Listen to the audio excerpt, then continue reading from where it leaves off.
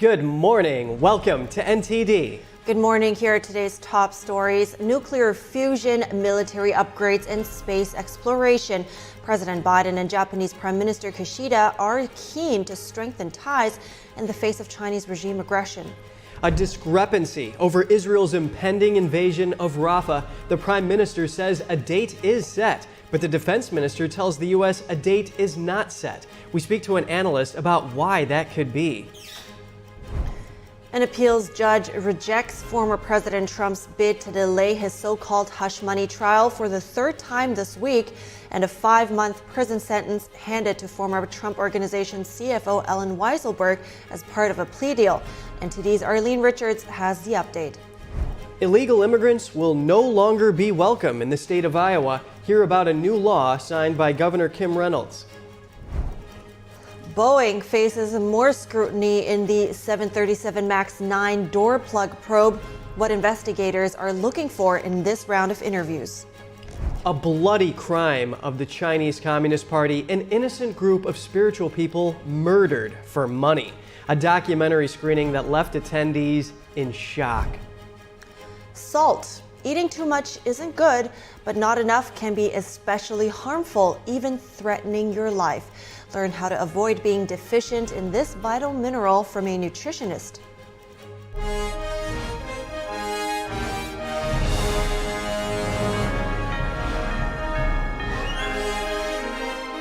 This is NTD Good Morning. Live from our global headquarters, here are Evelyn Lee and Kevin Hogan. Welcome to NTD. Good morning, everyone. Today is Thursday, April 11th. And President Biden and Prime Minister Kishida, they covered a lot of ground. They're trying to build things like air defense architecture to protect against missiles. A lot of ground indeed with those 70 agreements, and also they're planning deterrence operations. So that, of course, is topping the news this morning. President Biden at a state dinner last night said the U.S. alliance with Japan is stronger than it's ever been. Japanese Prime Minister Fumio Kishida will take part in a trilateral summit in Washington today with Biden and the President of the Philippines. Kishida will address a joint meeting of Congress later today. NTD's Jeremy Sandberg has updates on U.S.-Japanese ties. To our alliance, to our friendship. President Biden praised Japan's shared commitment to democracy, freedom, and dignity for all at a state dinner on Wednesday.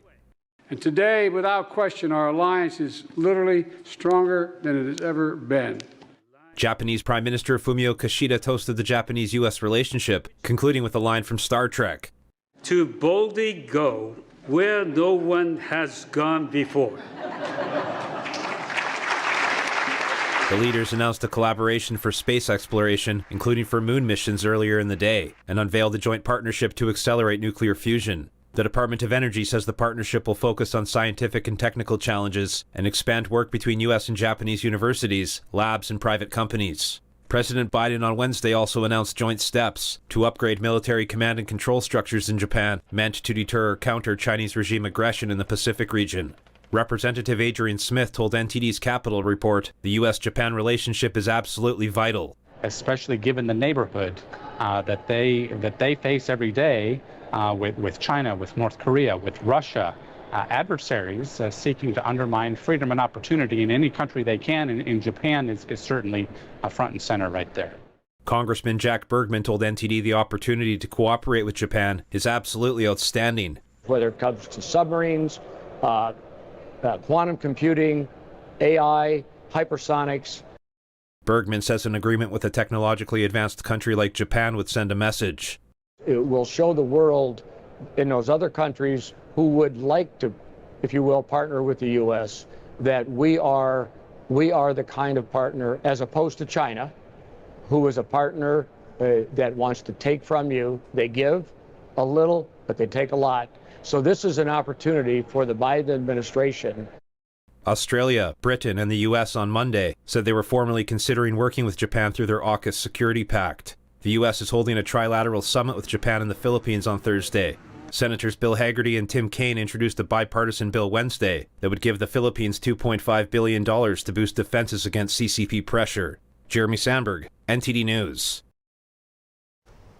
The Israeli military confirmed killing 3 sons of Hamas leader Ismail Haniyeh in an airstrike yesterday. Hamas says a bomb hit a car they were driving in Gaza's al-Shati camp. The IDF says the 3 men were operatives of Hamas's armed wing. Meanwhile, Israel's defense minister announced a new land crossing would be opened into the Gaza Strip. He says it's meant to boost aid deliveries from Jordan and overseas. President Biden said yesterday that Israel's efforts to boost aid into Gaza are still not enough. U.S. Central Command says more aid was airdropped into northern Gaza yesterday. CENTCOM says it's dropped over 850 tons of humanitarian supplies to date. There is an apparent discrepancy among Israeli leadership. Prime Minister Netanyahu says a date is set for a Rafah invasion. However, Israel's defense chief told the U.S. there is no date set. To examine this, we're bringing in Gerard Felitti, a civil and human rights attorney and senior counsel at the Lawfare Project. Good morning to you, Gerard. Thank you for being here. Why is there what appears to be a discrepancy over these plans to invade Rafah? Well, we have to keep in mind that a lot of what's coming out from Prime Minister Netanyahu is for public consumption within Israel. Right now, Israel has withdrawn a lot of its forces from Gaza, most of them, in fact, and just has one brigade in place that's largely separating the Gaza Strip from the north and the south. That's not enough to mount an invasion of Rafah, and it's certainly not enough to continue operations at the previous tempo. So any statement that a invasion of Rafah is planned, that may well be the case, but it's nowhere near close to time for that invasion. So that is part of what Netanyahu is saying for Israeli domestic consumption, because he does need to maintain his coalition. And a lot of people in his coalition are pushing for more control of Gaza and to continue the invasion. Right, and PM Netanyahu does communicate with the United States behind closed doors, so to speak, and gives them a little bit of a heads up on those things. How will an assault on Rafah be able to take place without collateral damage, given that so many Palestinians have fled south? It's hard to imagine that anything in Rafah would take place without collateral damage. It's a city of 1.4 million, plus all of the people who have moved from northern Gaza to the south to avoid fighting there. It's possible to look at the situation on the ground and the temporary withdrawal of Israeli forces from the Rafah area as allowing more people in Gaza to disperse from Rafah and to empty out the city more in preparation for a ground assault. However, as you say, it is a very densely packed area, and going in there militarily is very complicated, more so perhaps than what we've seen in the rest of Gaza to date. Gerard, and National Security Advisor Jake Sullivan, he's pleased with the IDF withdrawing some of its forces from southern Gaza, saying that this will allow more freedom of mobility for aid trucks. Will this serve to ease pressure and secure a hostage release deal? It's going to ease pressure. Israel is also committed to sending at least 500 trucks a day of food and aid into Gaza from Israel itself. So we do see an improvement in the humanitarian condition.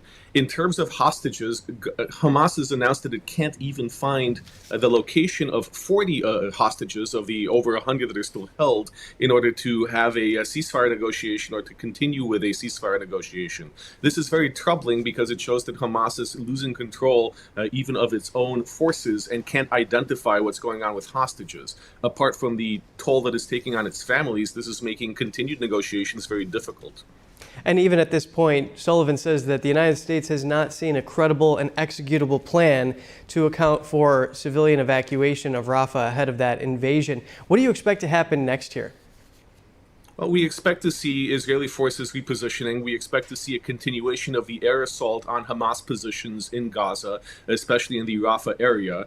We don't expect there to be any ground invasion or any movement in the next month or so. At the very least, Israeli forces need time to rearm, readjust, and be off the front lines for a while before anything new. So even though we will not see a complete ceasefire, we will see a diminution of hostilities for the next month in the hope that some hostage exchange will be negotiated, and we will see more of the hostages returned. Yeah, those negotiators are working very hard, and Hamas is saying that they can't even come up with those 40 hostages that meet the criteria for this 6-week truce. So we'll have to see what happens here. Gerard Felitti, civil and human rights attorney and senior counsel at the Lawfare Project, thanks for weighing in. Thank you so much. And an appeals judge has denied former President Trump's third attempt to delay the start of his New York criminal trial. Judge Ellen Gessmer rejected Trump's bid yesterday, arguing recent rulings prevent him from getting a fair trial. Trump's legal team alleged a gag order put in place by Justice Juan Merchan has unconstitutional effects. Trump is challenging the order and trying to have the venue changed. A panel of appellate judges will consider Trump's appeals later this month. Judges have already rejected Trump's bids in emergency hearings twice this week. The so-called hush money trial is set to start on Monday next week. NTD's Arlene Richards has more on Trump's other trials. In other Trump-related updates, former Trump Organization CFO Alan Weisselberg is sentenced to a 5-month jail term as part of a plea agreement. He admitted to giving false testimony during a 2020 deposition at the New York Attorney General's office and to testifying falsely about the value of Trump's triplex apartment during the civil fraud trial. As part of the deal, he only pleaded guilty to the deposition testimony. Back in Georgia, the Department of Justice revealed some discrepancies in District Attorney Fani Willis's use of federal grant funds. A DOJ spokesperson told the Washington Free Beacon there were inconsistencies in reporting from Willis's office about a $488,000 federal grant. This comes 2 years after Willis fired a whistleblower who called out a potential misuse of the grant. The Free Beacon reports that the DOJ disclosed the discrepancies after providing contradictory statements regarding awards Willis's office may have made under the grant. Arlene Richards, NTD News. The House has voted against a rule to allow debate on a bill to reauthorize Section 702 of the Foreign Intelligence Surveillance Act, or FISA.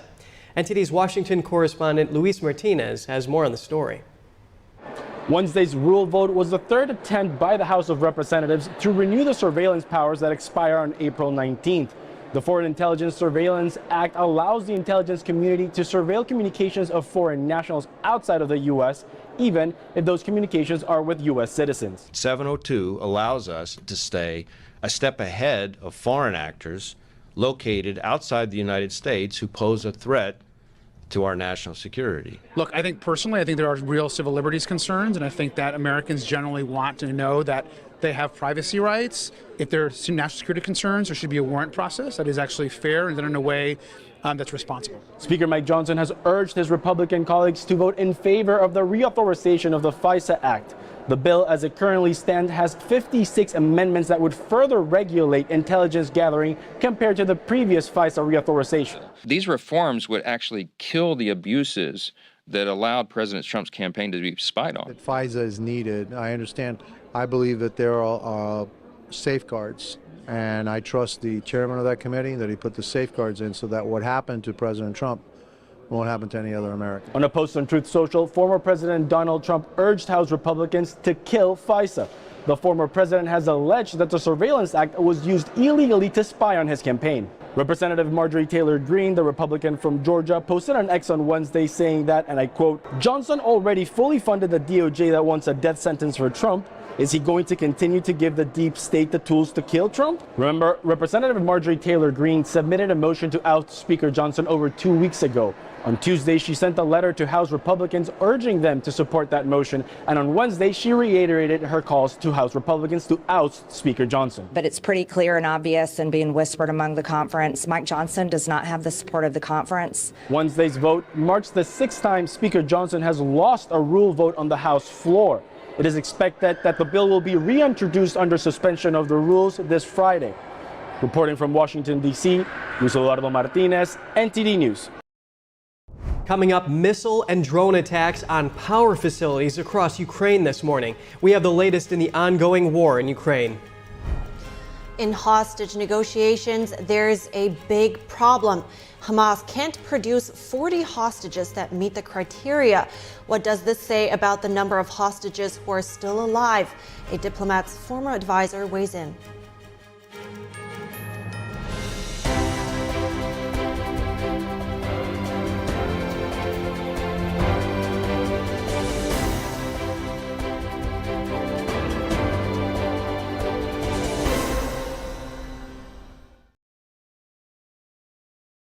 Freedom is not free, and neither is the truth. In order to bring you the facts, our reporters are out there on the front lines getting the true story. Some of them served 10 years of prison in China. we've been censored on social media. Our Hong Kong printing offices were set on fire, and we've been repeatedly attacked by the Chinese Communist Party. But no matter what, we believe that you deserve the truth, and so we'll continue to bring the truth to light. Head on over to getepic.com and try honest journalism that is based in truth and tradition. We'd love to have you on board. My name is Peter Lone, and I will be executed in 2 hours. Why am I being executed, you ask? Well, would you like the long story or the short one?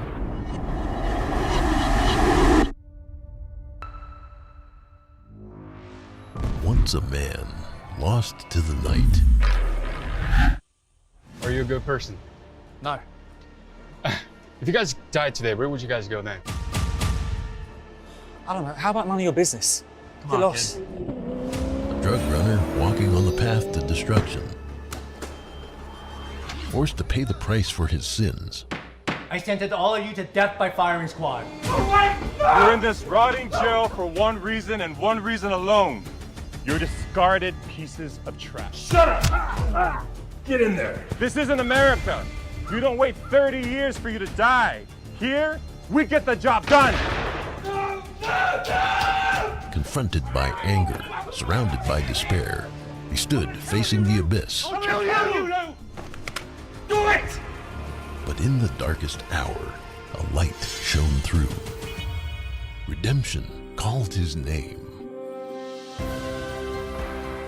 Who among us in this room would like to be saved by Jesus Christ? Please come forward. Accept his blessings. I found salvation, brother. He even found love in the most unexpected place. Care to get lunch with me one of these days? With time running out, One-time drug dealer turned pastor. a man changed by faith I want you to take over the church. faces his final test. Will be executed by firing squad tonight. What will his last choice be? Whatever you're saying, I'm not buying. I'm not selling anything. You're selling Jesus, no? Jesus is for free, and salvation is a gift. You know you don't have to wear your PT gear anymore, right? It's comfortable. So how's civilian life treating you? It's fine. When I got out, I didn't want to admit that there was anything wrong because I felt like a failure. And then I realized, like, there's nothing to be ashamed of. So I started talking to someone. Maybe you are fine, but if you're not, it's okay. Thank you. If you or a veteran you know needs support, don't wait. Reach out. Find resources at va.gov/reach.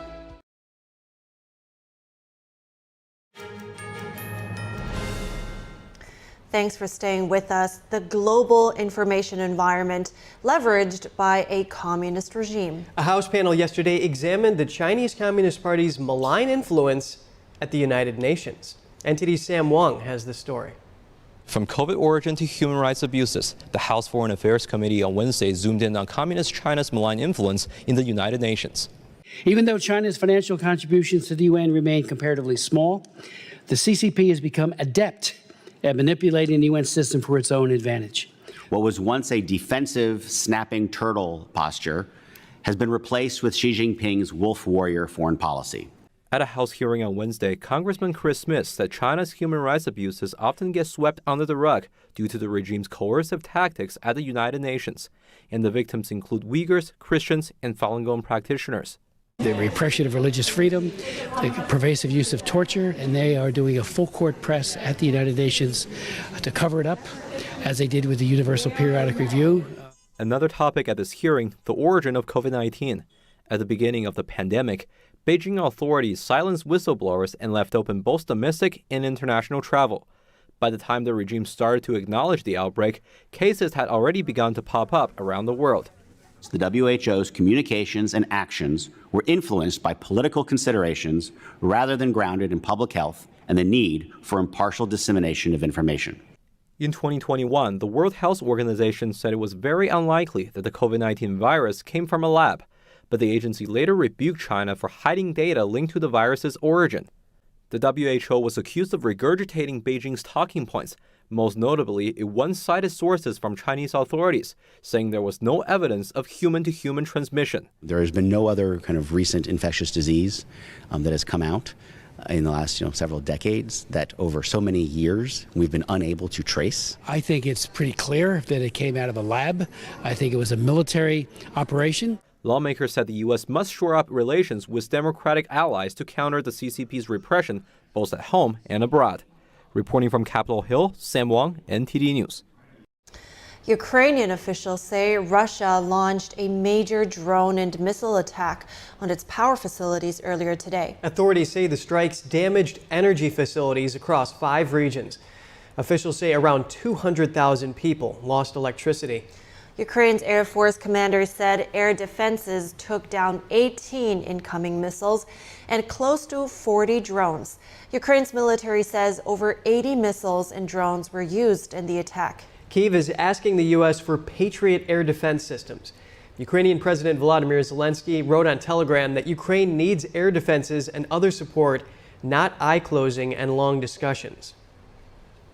Negotiations for a ceasefire and hostage deal in the Israel-Hamas war are still underway. An anonymous Israeli official told CNN Hamas says it can't find 40 hostages needed for the first phase of a proposed ceasefire deal. The terrorist group claims the war needs to stop to track hostages down. And for more on this, we hear from Aryeh Lightstone, a former advisor to the U.S. ambassador to Israel and former special envoy for the Abraham Accords. Aryeh, there you are. Great to have you with us this morning. What does Hamas's inability to produce hostages suggest about the number of hostages who are still alive? Well, tragically, the number is going to be far less than the number of 130. And I believe that this has been known when the United States and other mediators have tried to push Hamas for very strong specifics in terms of who and where and what. They've been unsuccessful in finding them. The very basic access by the International Red Cross has been denied for all of the remaining hostages. So it's almost impossible to tell what information about the hostages other than the very little bit that Hamas shares. Such horrendous conditions they're in there. And do you think that Israel will get what it's looking for with the males and the soldiers that it wants to get in return if they cannot get those people in those criteria? Well, I certainly hope so. Let's understand the preposterous nature of the fact that Israel was willing to negotiate and not include the soldiers and the males, meaning the concept of hostage taking in 2024, including Americans, and those we, the United States of America, don't insist on them being first out. They may not still be alive, and this is dictating the morality and the narrative of the war. We are living in some sort of upside-down world. We have to sort of understand that. Yes, and Aryeh, the U.S. has established ironclad support for Israel, insisting that Hamas release the hostages and upholding Israel's right to defend itself and destroy Hamas. But the Biden administration, have it played into Hamas's hands by calling for a ceasefire and threatening to change its policy surrounding the war if Israel doesn't take a bigger stance on protecting civilian life? Yeah, this is not an ironclad support of the state of Israel. This is actually the weakest the support of Israel has been in my lifetime. When Secretary of State Blinken stands up and says that Israel's #1 priority must be providing humanitarian aid to Gaza. In what war in the history of mankind has the #1 priority of a defending army been to provide humanitarian aid to their enemy? Now, it's important to provide humanitarian aid, but the #1 goal is to protect the lives of your civilians. The #2 goal is to release the hostages. The #3 goal is to defeat your enemy. And your #4 goal is to make sure that you can protect the human beings that are around them. Hamas wants to see casualties on both sides. Israel is trying their best to not allow that to happen, but that can't be their #1 goal, because if it is, they've lost before they've begun. And it's been well documented that Hamas uses humans as shields in their war effort.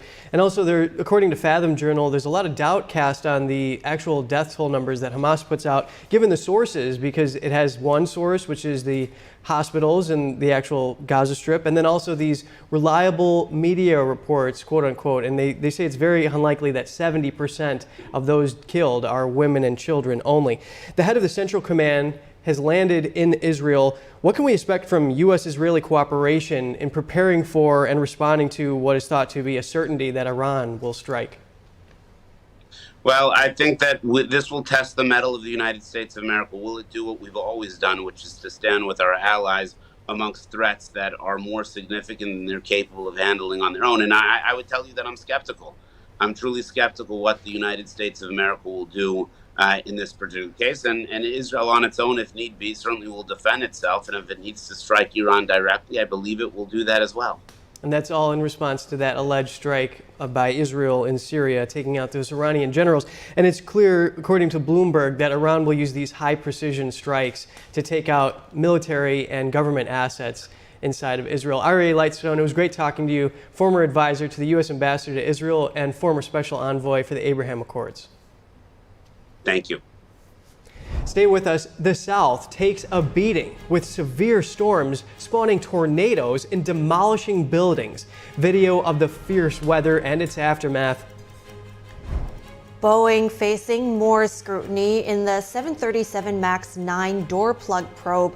What investigators are looking for in this round of interviews. A blood-curdling crime of the Chinese Communist Party, an innocent spiritual group of peaceful spiritual people murdered for money. A documentary screening that left attendees in shock.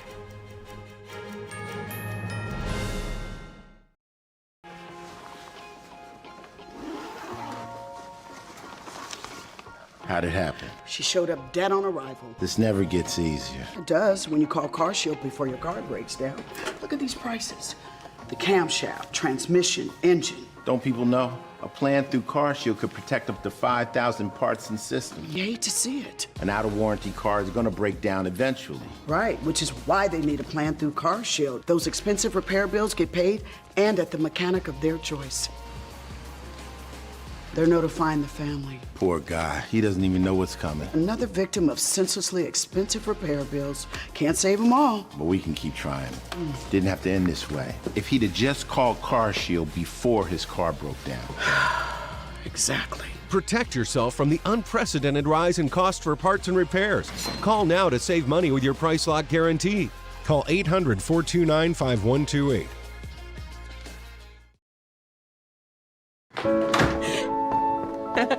My baby's back from the West Coast. Here are those pictures that you asked for your school project? First day of school, cute as a button. So long ago. Oh, here's Grandma Florence after that flood wiped out the whole neighborhood. Sometimes I just cannot believe all the storms we've gone through here. I can only hope that we'll be able to leave this house to you one day, baby. You're our legacy. Planning for these disasters will make sure we're safe. And it's the best way to protect that legacy. Those beans smell heavenly. Give Mom a little credit. You know what? We should make an emergency communication plan. That way we're ready this year. Great idea. At my dorm, we have emergency kits for earthquakes and wildfires, but I'm sure there's something more local I can send you with the link. Okay. Smart. I'm coming to share with you guys. Protect your legacy. Plan for natural disasters today. Visit ready.gov/plan. I have never seen a production any better than this, anywhere. Breathtaking. It is absolutely stunning. I feel better about the world. I feel uplifted. Invigorating. It was encouraging, gave me hope. This has just been therapy for the soul. It's a must-see. Must see it. Make sure you see it. Make sure you see it. Coming to Lincoln Center, April 3rd through the 14th. Buy tickets now at shenyun.com. The tempting online world is encroaching on our campus. Is unplugging cables and confiscating phones the solution to protect our children? No, we just need a clean multimedia platform. Join Ganjing Campus to leverage premium channel features, professional development courses, and kindness event toolkits tailored for teachers. Build a truly positive and interactive classroom community. Foster a pure and delightful learning environment for children. The world ain't what it used to be. But some things never change. Bringing you clarity and confidence. Monday through Friday on NTD News Today.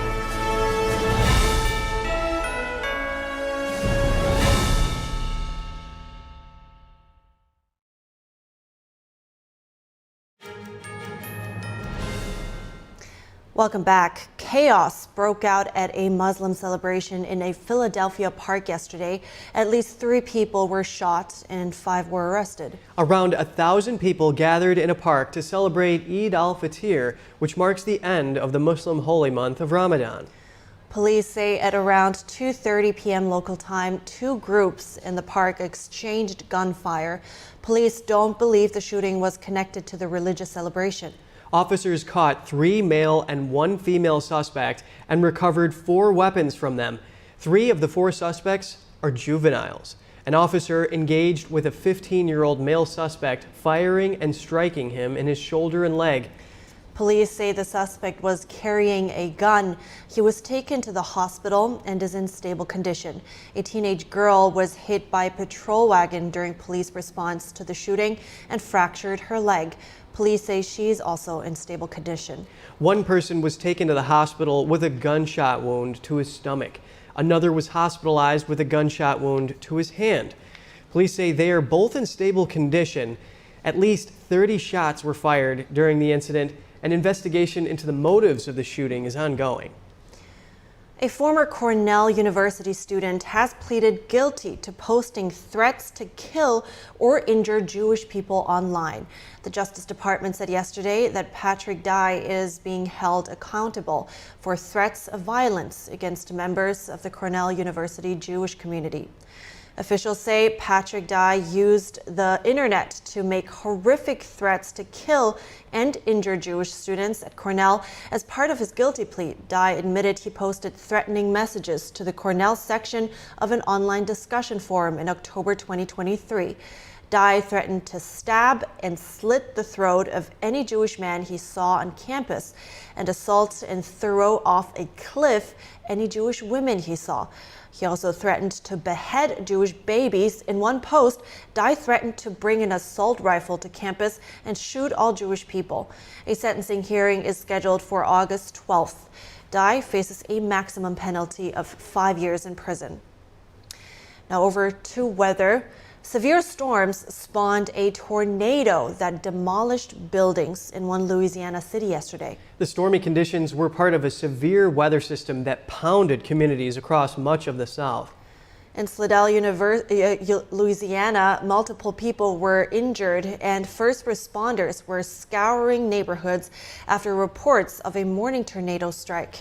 Ferocious winds and rain bending trees were seen in the city as the storm pushed through the area. The aftermath, a tangled mess of power lines, trees, and cars will surely make for a dangerous cleanup. Severe damage done to a church in Louisiana can be seen here.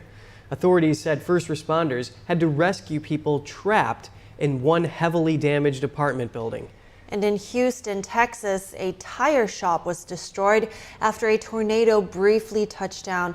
The tornado had maximum winds reaching up to 90 miles per hour. Part of a Mexican restaurant's roof was blown off as well. In Mississippi, officials say 1 person died and at least 72 homes were damaged by the extreme weather. The Storm Prediction Center said severe storms are moving east today, bringing a slight risk of severe thunderstorms from Florida to South California. The National Weather Service says life-threatening flash flooding was reported early this morning in Tallahassee, Florida.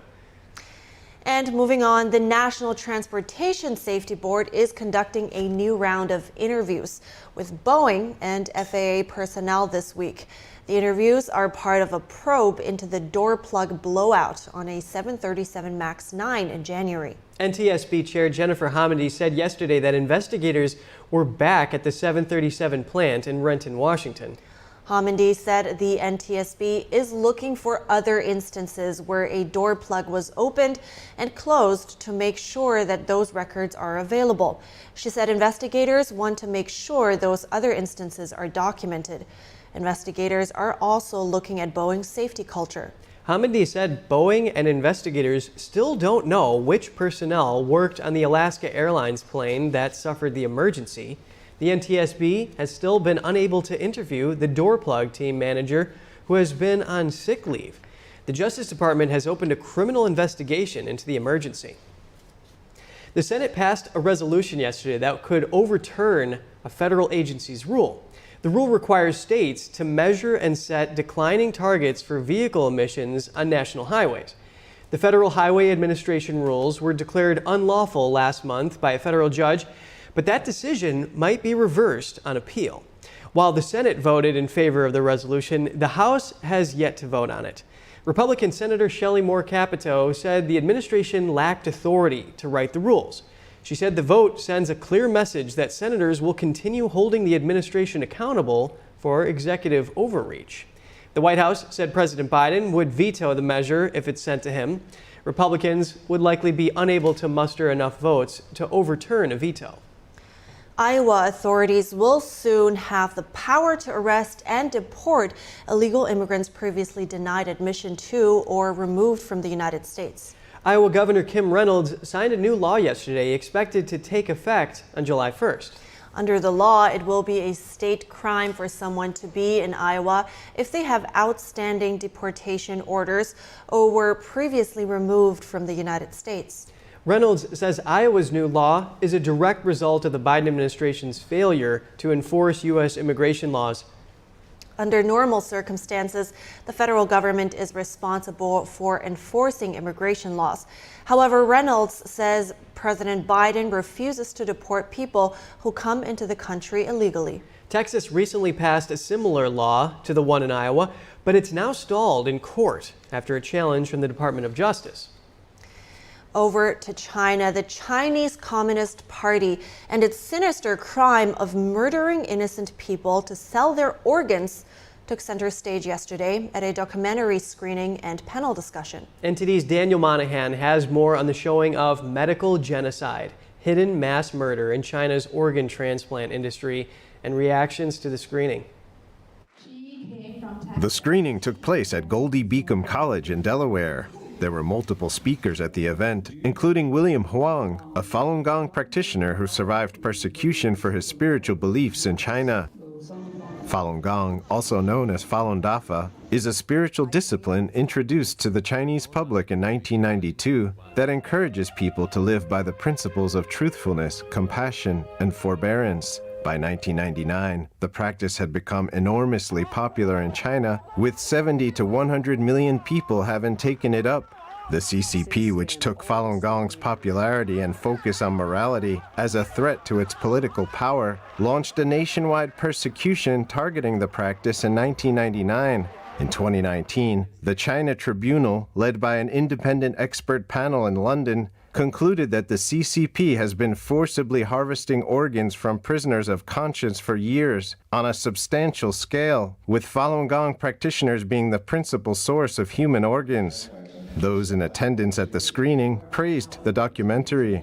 State Representative Michael Ramon is introducing a resolution to condemn forced organ harvesting. We need to do something. It's been too long, and for those to be scared away, all because they're in a political position and they feel like they may have repercussions to their political career or whatever, it's not right. Dr. Scott Glenn says it's imperative to use every organization of the government, higher education, and grade schools to get the word out. So that everybody is educated on this situation, so that we all can be a force behind this and stop all this negativity in terms of killing people and saving lives. Dr. Colleen Perry Keith says you hear about these sorts of things and you think they can't be happening. The more you understand, the more you realize just how awful. People are just evil, and it all gets back to power and control. Keith says they had a Confucius Institute at a previous college and wanted to shut it down, but the Chinese government threw up roadblocks. There was an undercurrent there of something that was very negative, and you just couldn't quite put your finger on it, but it was the kind of thing that just needed to not be there anymore. So it was awful.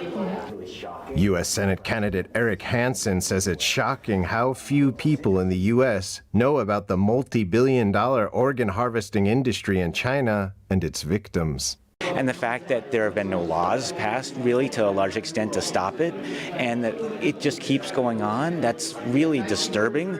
School teacher Brenda Manella says she was extremely surprised at some of the information she heard. I didn't know how, evil the CCP really is. You kind of hear a little bit, but to see the level, it's just really awful. Local political candidate Michael Sensich sees a similarity to Germany's Dr. Mengele and his experiments. This is blood money at the expense of these innocent people that are trying to practice their own beliefs. And it is just very saddening. Medical genocide, hidden mass murder in China's organ transplant industry can be viewed at epochtv.com. Daniel Monahan, NTD News. Such an important documentary here. Absolutely shocking. Yeah, and actually the Chinese news team from NTD years ago already made investigative phone calls undercover to China, and they got to speak with somebody, and they asked specifically for organs from Falun Gong practitioners, and the response was actually shocking because it sounded like he could actually make his pick, which is, it's like going into a store and picking the person you would like to, that would be the victim. Just gruesome, yeah. And the Falun Gong have been a primary target of the CCP's illegal organ trafficking. And remember, back just in January, the European Parliament passed a resolution condemning this practice. And it's just according to Bitter Winter, it's that these resolutions, they don't actually enact change, and they can't force a regime like the CCP to change its behavior, but they do spread awareness. And on documentaries like this, imagine if all the countries and all the peoples of the world knew about this, imagine their perceptions of China, how it would change. Not China, but the ruling regime, that is. Yeah, exactly. There is a difference between China and the regime. And at the same time, organ donation tourism is a thing, or organ, donation, it's a thing that people travel to China to get their organs from there. Yeah. So they don't know where it's coming from, and now they do, and that's a great thing. Yeah, and we've seen Utah lawmakers trying to protect Americans from getting caught up in that by barring insurance companies from covering those kinds of costs. So now we're going to go to break. The Dow closes more than 400 points lower after a bad inflation report. Investors worry the report will push back the Federal Reserve's rate cuts. Stick around. The shining gem of New England. This delightful seaside city of Newport is one of the most beautiful places in the state. Today, we bring you here as we meet with our friends and fellow musicians from the Hermitage Piano Trio. As a team, they have garnered multiple Grammy Award nominations with their breathtaking performances. Oh wow, I did not think this instrument can make that sound, right? The pandemic made this reunion even more special. Three of us, we like it because we feel music the same way, so... Don't miss us on the next episode of Piano Talks.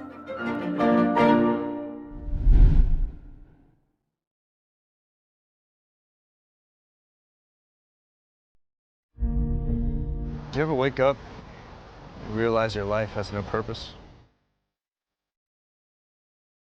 Do I have a death wish? Morgan asked. Maybe I did. I thought this would be our final run ever.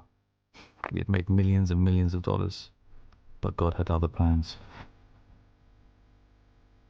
Peter Lowe, the one-time drug dealer turned pastor, along with two others, will be executed at 12 midnight local time.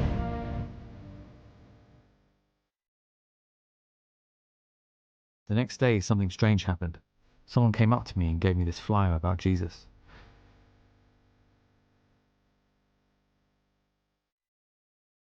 You can be in heaven, or you can be in hell. The choice is yours. I've achieved more than you ever will in this stinking prison. This pathetic maggot got caught trying to escape my prison. Nobody escapes my prison.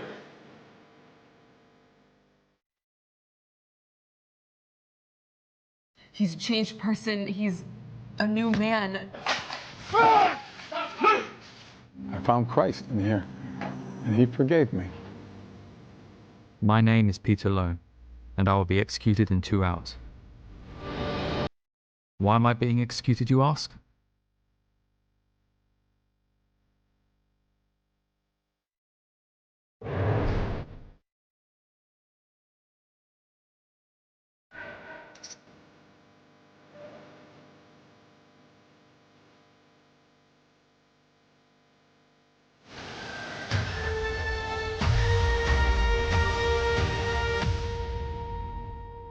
Jesus is for free, and salvation is a gift. Do you believe in Jesus?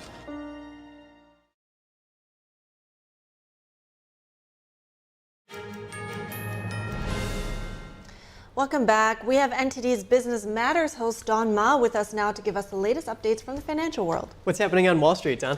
Well, not very good, it seems like, yesterday at least, because U.S. stocks fell sharply yesterday after the inflation report came in hotter than expected.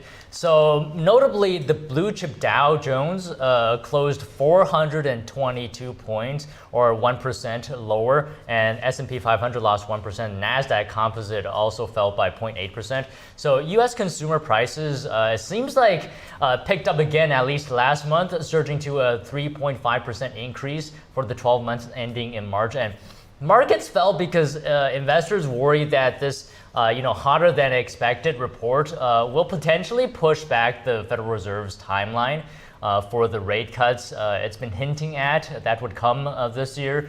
So when the Fed actually raises interest rates or indicates they may stay higher for longer, markets tend to fall. And this is because when it costs more for companies to borrow money, other investments might look better compared to stocks. And some areas like housing and utilities can also get hit pretty hard because they are very sensitive to interest rate changes. Yeah, very interesting that you mentioned that. And also, yeah, inflation data really have seemed like they are a key driver for the prices in recent times. So, but we want to shift gears for a moment here. China yesterday, there's U.S. levied exports on China now. What are those about? Yeah, also quite important yesterday. So the United States is adding 4 Chinese companies to an export blacklist. So this is for those companies are seeking to acquire AI chips to advance its own military, Beijing's military. So specifically, the 4 Chinese entities were added for acquiring and attempting to acquire U.S. items in support of this military modernization, if you will.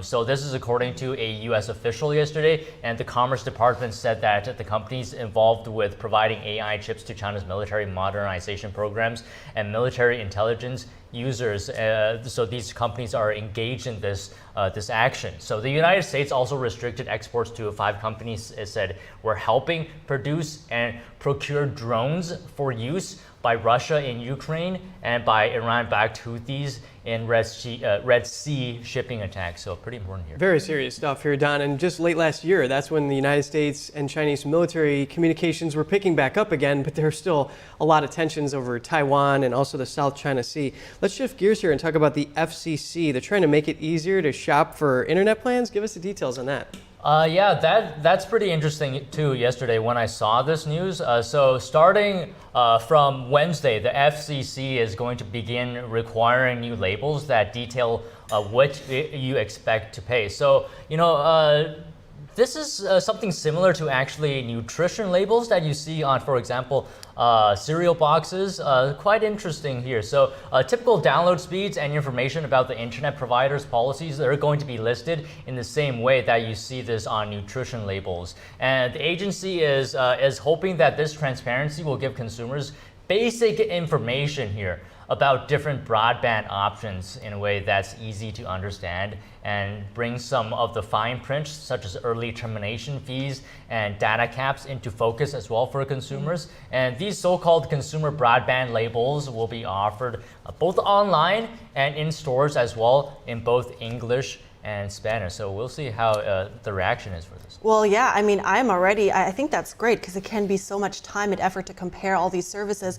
And so now they're supposed to be able to compete more based on price and quality like it should be. So let's move on to Apple. I think you have some updates there for us too.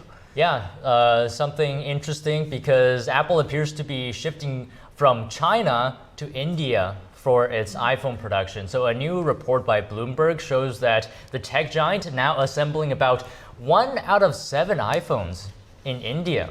Pretty interesting. Wow. It's about twice the amount last year, and the move away from China comes, of course, as relations between China and the US have soured. Now, this report says Apple is making about 14% of its smartphones in India, and China, though, still remains a big market for Apple, but a new report found sales dropping somewhere around 24% in just the first few weeks of this year. Yeah, that is very alarming there. Now, Don, what else do you have for us about airlines?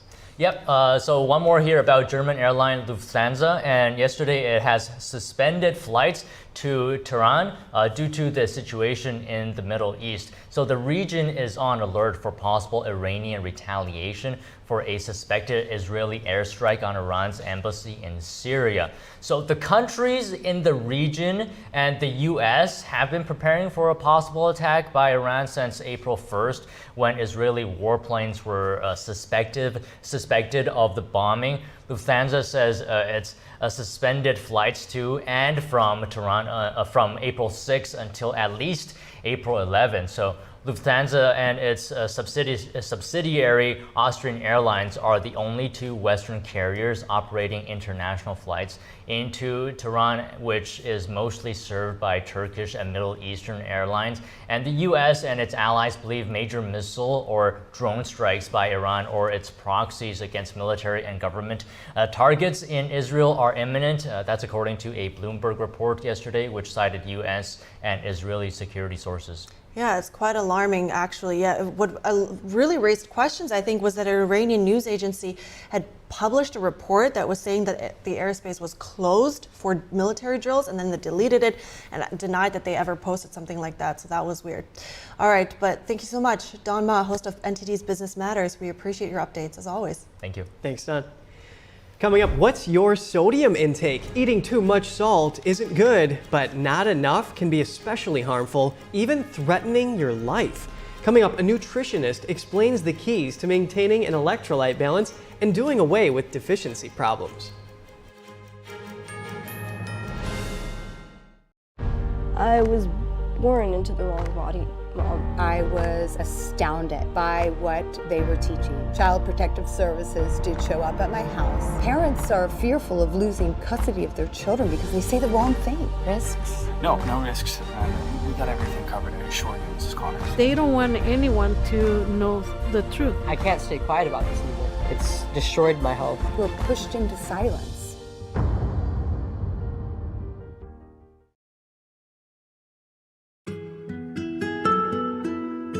There's cultures that have been lost, but this culture hasn't been.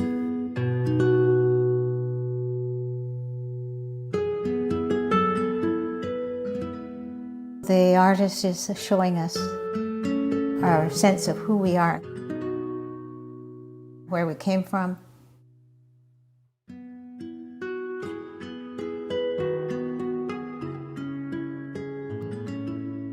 You look at his hat. His hat is knitted probably by a man because a man traditionally knitted the hats. That hat tells you the story of who this person is, what his place in the culture is, the animals around him. Everything's all contained in the messages in the hat. And the tool that he's carrying over his shoulder. This is a centuries-old tool that has been able to rework the mountains. Those traditions are invaluable, and if we don't honor those traditions, then we're rootless. The artist is showing us the value of maintaining our culture and respecting our culture.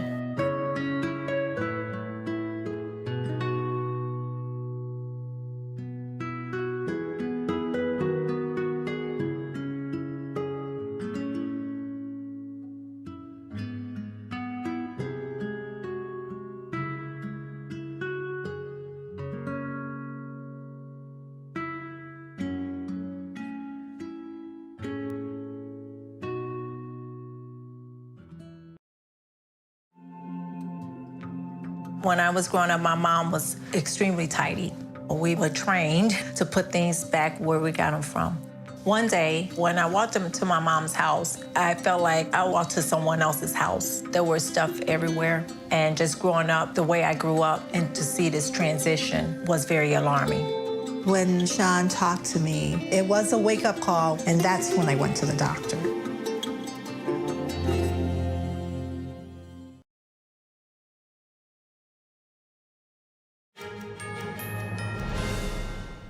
Welcome back. Good nutrition is so important to our health. Absolutely, and salt is actually one of those minerals that gets a lot of attention for that reason. Right, and there are often recommendations about avoiding too much of it, but not getting enough can threaten your life. Here's some of the risks of being salt deficient from Cindy Chan Phillips, the owner of Cindy Chan Phillips Nutrition. Thank you for having me, Kevin, and good morning to you. We have to first understand the role of salt. What we eat salt is really for the sodium content. 40% of the content from table salt is sodium. Sodium is key to maintaining fluid and electrolyte balance. So think about our body is a wet chemistry. For our body to sustain life, we need to have the proper amount of fluid, not too much. If you have too much fluid, then you might run the risk of having high blood pressure, increase the risk of heart diseases. Not too much, your brain is not getting the blood flow. So that might show up as brain fog, fatigue, mood issues as well. The second thing is that we need sodium as the essential electrolyte, and that is to help our nerve system conduct nerve transmission and also help our muscles contract as well. So remember, your heart and your lungs are muscles as well. The body is just such a delicate balance. You say electrolytes. Are Gatorade drinks a good source of salt? It is. Gatorade is formulated with the key electrolytes, and they are essential for people who undergo some illness. They're not eating well, they're not drinking. Like my son is actually going through that as well. So they need Gatorade. But if you are eating if you're a healthy person, eating a regular diet, mostly with whole food, I think you are fine about that. So I am sorry to hear that about your son. Hopefully he is able to find the right remedy in that case. I hope so too. I hope so, as much as he would listen to his mother. Mother's wisdom, very important. Is this something that Americans, the salt deficiency, need to worry about, considering that the FDA says they eat on average about 50% more salt than they should every day? You have to see this in perspective here. Now, we have been told, and I have to give credit to the leading health organization doing a really great job in salt reduction to keep their blood pressure nice and pretty. So they have done a really good job. So there has been the public awareness of I need to eat less salt. So unfortunately, we need balance in that approach. I think we need to understand that we are told to eat less than 2,300 milligram of sodium. That's about 1 teaspoon of table salt. If you have a health condition that puts you in a position that you need more salt, for example, if you're suffering from POTS, postural, orthostatic tachycardia syndrome, then your doctor might ask you to need more salt. Or you might be in a condition that your body's simply getting rid of too much sodium, then you need more sodium. So you need to keep that in perspective. If you are a healthy individual eating a balanced diet, I don't think you have a lot to worry about. I don't want to give the impression that we need being aware of the salt deficiency problems and need to go out and deliberately adding a lot more salt. So you kind of have to have that balanced approach, understand where you are. First of all, talk to your doctors about if you think that you might have a certain situation in your health condition. That is just such a great update from you. Cindy Chan Phillips, owner of Cindy Chan Phillips Nutrition. Thank you. You're welcome. Thanks for having me. Really important to know. You know, one thing that always comes through in those health interviews is that you always need to look at it holistically. There is not one solution for everybody, and everybody is different. So I think that was very valuable to know, because one thing I keep hearing is like, maybe less sodium is better, but who knows? Yeah, there's not always a one-size-fits-all approach. And have some fun getting your salt intake. According to the CDC, some top sources of salt are Pizza, burritos, omelets. I really like omelets. Really? That was your pick? I'm going for pizza for sure. All right, we are running out of time, so I heard we're heading to a quick break, but we'll be right back with more. NTD News, the fastest growing independent news source in America, bringing you breaking news from around the world. Expert analysis, investigative reporting, and original award-winning documentaries. We're known for our uncensored China coverage you won't find anywhere else. We cover the stories that affect you and shape our world without the political noise. We report from the heart with you in mind. Watch us right here on NTD News. Good morning. Welcome to NTD. Good morning. Here are today's top stories. What President Biden announces as he hosts Japanese Prime Minister Fumio Kishida for a state visit, and how the ramped-up alliance will help counter the Chinese Communist regime. A bloody crime of the Chinese Communist Party, an innocent group of spiritual people murdered for money. A documentary screening that left attendees in shock. Ukraine says Russia struck power facilities in 5 regions this morning in a major missile and drone attack. We have the latest in the ongoing war. An appeals judge rejects former President Trump's bid to delay his so-called hush money trial for the 3rd time this week. The South takes a beating with severe storms spawning tornadoes and demolishing buildings. Videos of the fierce weather and its aftermath.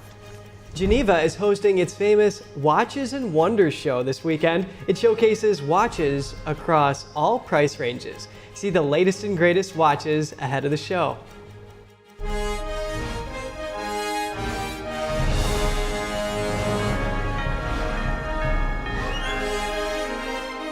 This is NTD Good Morning. Live from our global headquarters, here are Evelyn Lee and Kevin Hogan. Welcome to NTD. Welcome everyone. Today is Thursday, April 11th. Gotta watch out for that watch story. Haha. Yeah. I got what you did there. It took me a second, but yeah, nice play on words. And in national news here, hosting Japanese Prime Minister Fumio Kishida for a state visit, President Biden yesterday announced a ramped-up level of defense and intelligence cooperation with the key Indo-Pacific ally. The historic upgrade of the alliance aims to send a message to Communist China. NTD's Iris Tao brings us this report. Following an elaborate arrival ceremony and a meeting at the Oval Office, our alliance has never been stronger in our entire history. And President Biden announced his actions to bolster U.S.-Japan military ties, speaking at a joint press conference with Japanese Prime Minister Fumio Kishida. I'm also pleased to announce that for the first time, Japan and the United States and Australia will create a network system of air, missile, and defense architecture. We're also looking forward to standing up a trilateral military exercise with Japan and the United Kingdom. And Biden also says that AUKUS, a security pact among Australia, the UK, and the US, is exploring ways for Japan to join. The closer ties come amid growing aggression from Communist China, especially in the Pacific. Here's Biden praising Japan for standing with the US in that region. Standing strong with the United States as we stand up for freedom of navigation, including in the South China Sea, and as we maintain peace and stability across the Taiwan Straits. On Thursday, Biden and Kishida will be joined by the Philippines leader for the first trilateral summit among the 3 countries. The Biden administration says it's seeking to flip the script and counter China's efforts to isolate U.S. allies like the Philippines and Japan. Reporting from Washington, D.C., Iris Tao, NTD News. And joining me now for analysis on this is Riley Walters. He's an expert on East Asian political affairs at the Hudson Institute. Good morning, Riley. Now, first, there were lots of practical, symbolic talks and gestures, from cherry blossoms to state dinner to defense pacts, of course. So what would you say is the political message here?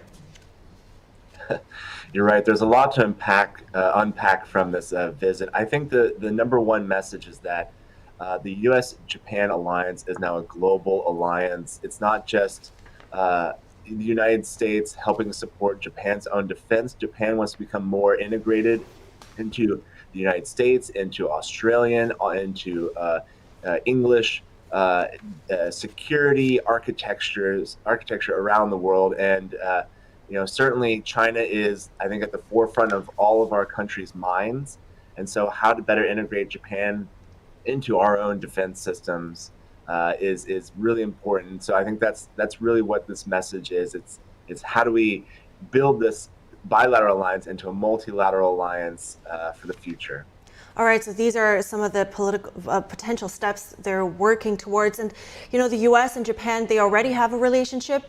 Now, Biden just referred to this as the most significant upgrade of the alliance. So what is actually changing about that relationship now after this meeting?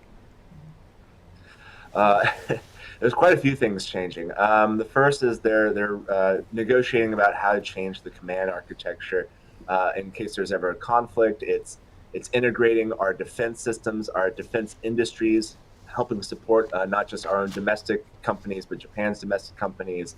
It's integrating Japan into not just our bilateral efforts, but integrating with third partners. So Australia and the United Kingdom with the AUKUS agreement, integrating Japan into our technological research and development in defense systems.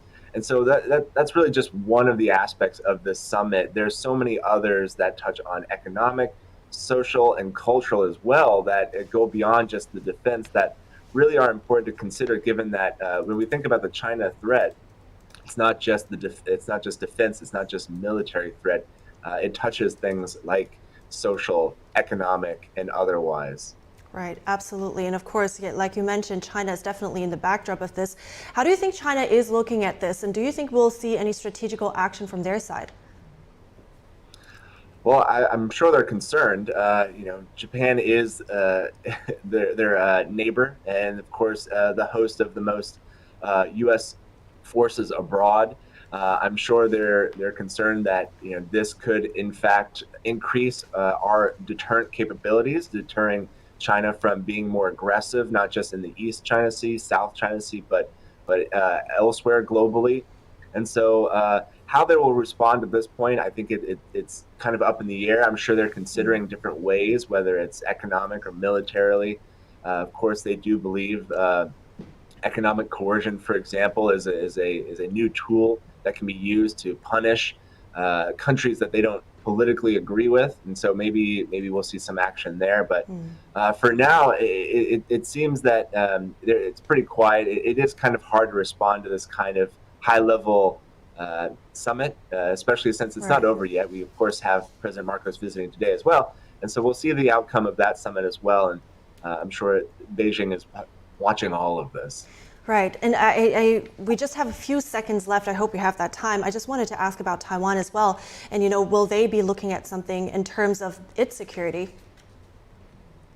Well, I'm glad to see that from the bilateral summit yesterday that they did, of course, repeat their concern for the peace and stability across the Taiwan Strait. They also mentioned, of course, peace and stability in the South China Sea, which I think is also a concern of Taiwan, even though of course, the Taiwan Strait is the immediate concern for Taiwan, and so I believe the Taiwan government is actually probably more relieved to see this summit happening and the outcomes from it. Got it. All right. Thank you, Riley Walters. Appreciate it. Of course. Now, Ukrainian officials say Russia launched a major drone and missile attack on its power facilities earlier today. Authorities say the strikes damaged energy facilities across 5 regions. Officials say around 200,000 people lost electricity. Ukraine's Air Force commander said air defenses took down 18 incoming missiles and close to 40 drones. Ukraine's military says over 80 missiles and drones were used in the attack. Kyiv is asking the U.S. for Patriot air defense systems. Ukrainian President Volodymyr Zelensky wrote on Telegram that Ukraine needs air defenses and other support, not eye-closing and long discussions. Back in the U.S., an appeals judge has denied former President Trump's third attempt to delay the start of his New York criminal trial. Judge Ellen Gessmer rejected Trump's bid yesterday, arguing recent rulings prevent him from getting a fair trial. Trump's legal team alleged a gag order put in place by Justice Juan Merchan has unconstitutional effects. Trump is challenging the order and trying to have the venue changed. A panel of appellate judges will consider Trump's appeals later this month. Judges have already rejected Trump's bids in emergency hearings twice this week. The so-called hush money trial is set to start on Monday next week. On to weather. Severe storms spawned a tornado that demolished buildings in one Louisiana city yesterday. The stormy conditions were part of a severe weather system that pounded communities across much of the South. In Slidell, Louisiana, multiple people were injured and first responders were scouring neighborhoods after reports of a morning tornado strike. Ferocious winds and rain bending trees were seen in the city as the storm pushed through the area. In Houston, Texas, a tire shop was destroyed after a tornado briefly touched down. The tornado had maximum winds reaching up to 90 miles per hour. Part of a Mexican restaurant's roof was blown off as well. In Mississippi, officials say one person died and at least 72 homes were damaged by the extreme weather. Now, the Storm Prediction Center said severe storms are moving east today, bringing a slight risk of severe thunderstorms from Florida to South California. The National Weather Service says life-threatening flash flooding was reported earlier this morning in Tallahassee, Florida. In China, the Chinese Communist Party and its sinister crime of murdering innocent people to sell their organs took center stage yesterday at a documentary screening and panel discussion. NTD's Daniel Monahan has more on the showing of medical genocide, hidden mass murder in China's organ transplant industry, and reactions to the screening. The screening took place at Goldie Beacom College in Delaware. There were multiple speakers at the event, including William Huang, a Falun Gong practitioner who survived persecution for his spiritual beliefs in China. Falun Gong, also known as Falun Dafa, is a spiritual discipline introduced to the Chinese public in 1992 that encourages people to live by the principles of truthfulness, compassion, and forbearance. By 1999, the practice had become enormously popular in China, with 70 to 100 million people having taken it up. The CCP, which took Falun Gong's popularity and focus on morality as a threat to its political power, launched a nationwide persecution targeting the practice in 1999. In 2019, the China Tribunal, led by an independent expert panel in London, concluded that the CCP has been forcibly harvesting organs from prisoners of conscience for years on a substantial scale, with Falun Gong practitioners being the principal source of human organs. Those in attendance at the screening praised the documentary. State Representative Michael Ramon is introducing a resolution to condemn forced organ harvesting. We need to do something. It's been too long, and for those to be scared away, all because they're in a political position and they feel like they may have repercussions to their political career or whatever, it's not right. Dr. Scott Glenn says it's imperative to use every organization of the government, higher education, and grade schools to get the word out. So that everybody is educated on this situation, so that we all can be a force behind this and stop all this negativity in terms of killing people and saving lives. Dr. Colleen Perry Keith says you hear about these sorts of things and you think they can't be happening. The more you understand, the more you realize just how awful. People are just evil, and it all gets back to power and control. Keith says they had a Confucius Institute at a previous college and wanted to shut it down, but the Chinese government threw up roadblocks. There was an undercurrent there of something that was very negative, and you just couldn't quite put your finger on it, but it was the kind of thing that just needed to not be there anymore. So it was awful. U.S. Senate candidate Eric Hansen says it's shocking how few people in the U.S. know about the multi-billion-dollar organ harvesting industry in China and its victims. And the fact that there have been no laws passed really to a large extent to stop it, and that it just keeps going on, that's really disturbing. School teacher Brenda Manella says she was extremely surprised at some of the information she heard. I didn't know how, evil the CCP really is. You kind of hear a little bit, but to see the level, it's just really awful. Local political candidate Michael Sensich sees a similarity to Germany's Dr. Mengele and his experiments. This is blood money at the expense of these innocent people that are trying to practice their own beliefs. And it is just very saddening. Medical genocide, hidden mass murder in China's organ transplant industry can be viewed at epochtv.com. Daniel Monahan, NTD News. Coming up, Geneva is hosting its famous Watches and Wonders show this weekend. It showcases watches across all price ranges. Check out the latest watches ahead of the show. And a former addict turns her life around after a pivotal moment involving her kids. Coming up, we hear the inspiring story of how she uses faith to heal her past and to make a new future for her family.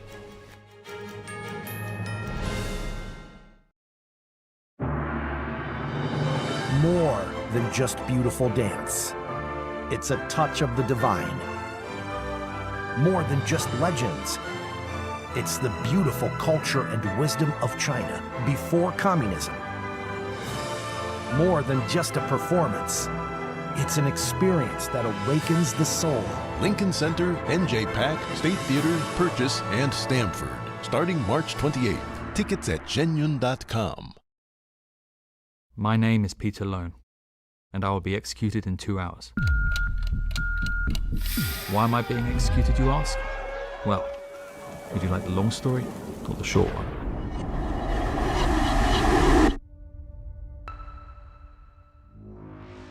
Once a man, lost to the night.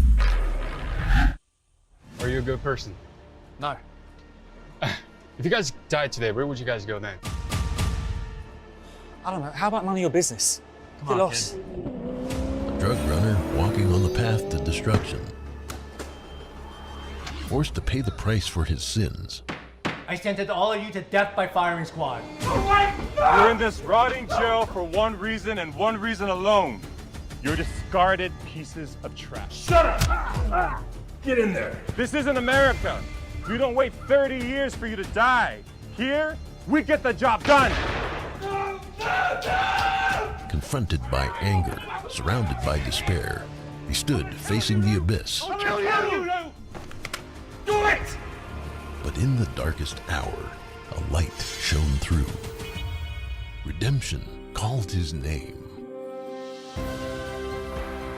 Who among us in this room would like to be saved by Jesus Christ? Please come forward. Accept his blessings. I found salvation, brother. He even found love in the most unexpected place. Care to get lunch with me one of these days? With time running out, One-time drug dealer turned pastor. a man changed by faith I want you to take over the church. faces his final test. Will be executed by firing squad tonight. What will his last choice be? Whatever you're saying, I'm not buying. I'm not selling anything. You're selling Jesus, no? Jesus is for free, and salvation is a gift.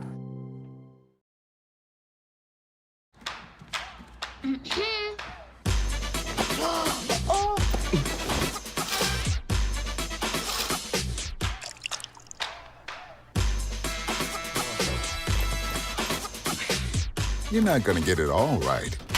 Just make sure you nail the big stuff. Mama! Like making sure your kids are in the right seat for their age and size. Get it right at nhtsa.gov/the-right-seat.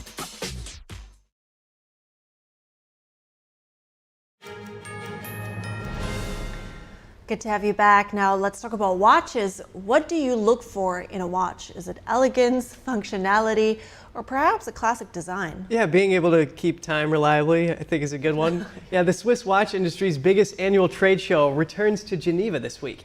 This year's Watches and Wonders Fair features many luxury timepieces and also some for the more budget-minded collector. Let's take a look. Geneva, Switzerland is again hosting a watch show highlighting stunning creations. Looking for a thinner watch? How about one of the thinnest watches ever made? It's selling for about $780,000. I just would like to present you the thinnest watch on the fair today, which is this watch here. This watch here, which is the Altiplano Ultimate concept with the flying tourbillon inside, only 2 millimeters thin. It's an amazing development, many years of work, really a huge achievement. Maybe you like a watch that keeps track of the moon's phases. This one sells for about $55,000. And we have, for instance, I already have seen a moon phase, which is actually the most accurate moon phase in the world, just having 1 day discrepancy after 45 million years. The show offers watch collectors, known as horologists, the world's most complicated watch. It's a pocket watch and will cost around $8 million. So here are the 5 different additional plates who does give us like the information for those complications.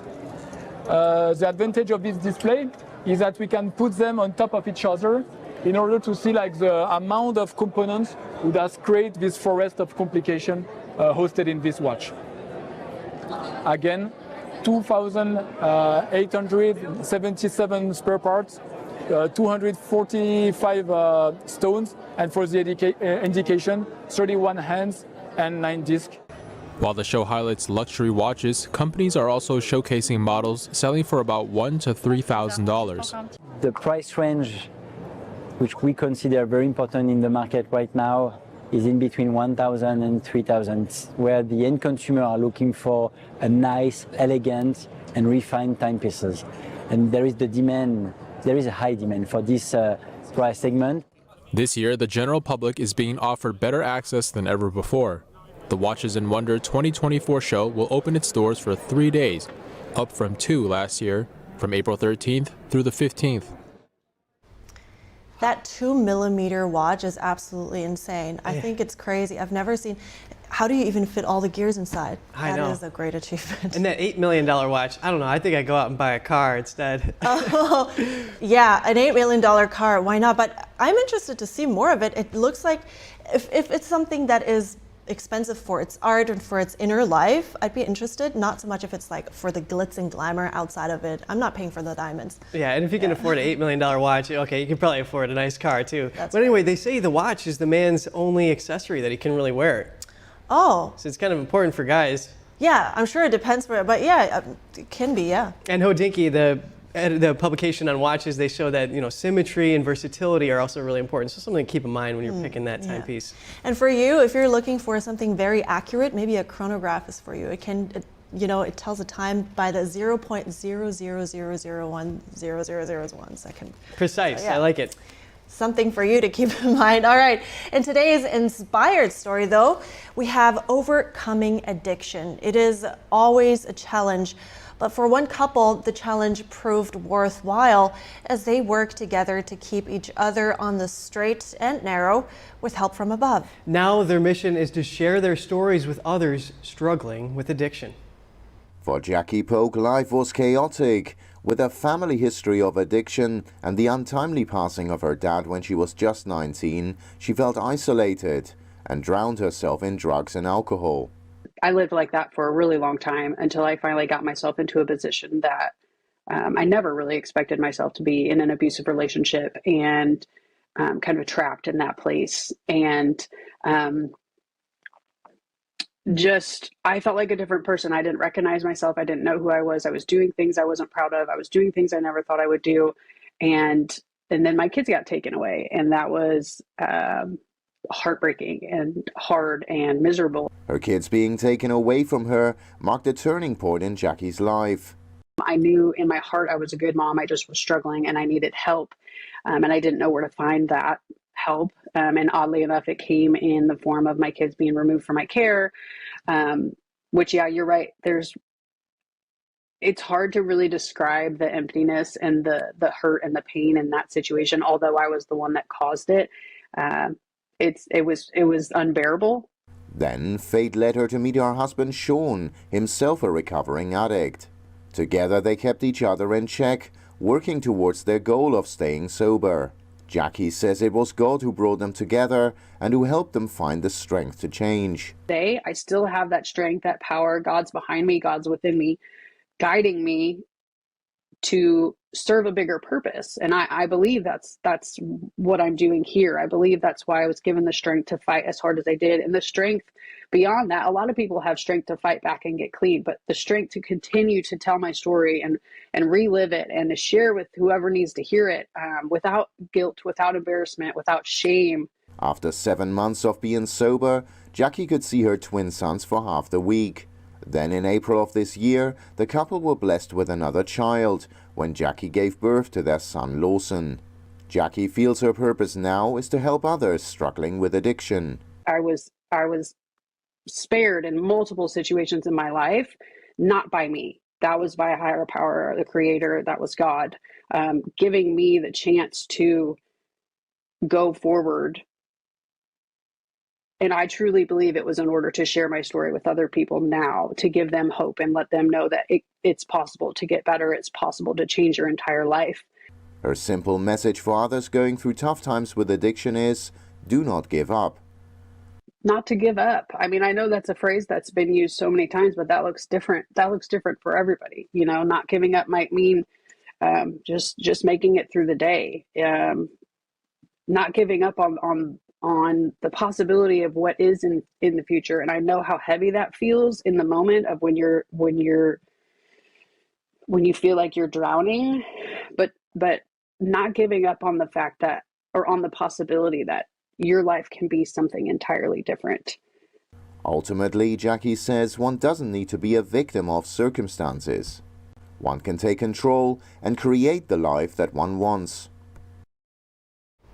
Wow. Nice. Yeah, I can live by that. And I think that her story really comes from an incredible place of strength, because there is a lot of stigmatism around that nowadays, right?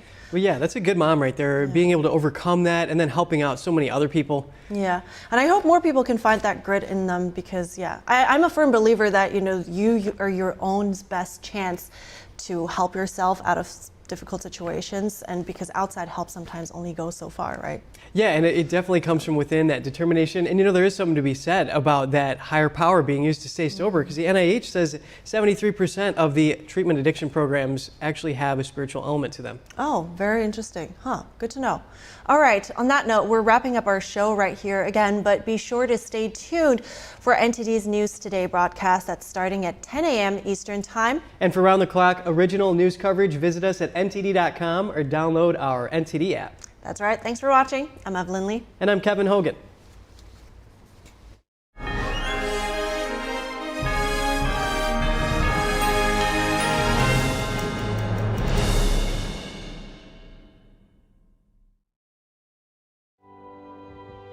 There's a whirlwind of emotion and activity going on in this painting. And there's chaos all around and threat from below. The wolves surrounding her, and they're anything but unmoved. They're moving all the time, and we sense that. But this little girl remains unmoved. She's in quite a perilous situation, but she's completely strong and serene, and she's actually meditating. It was very, very well liked, because no matter what culture or what sort of walk of life you're from, I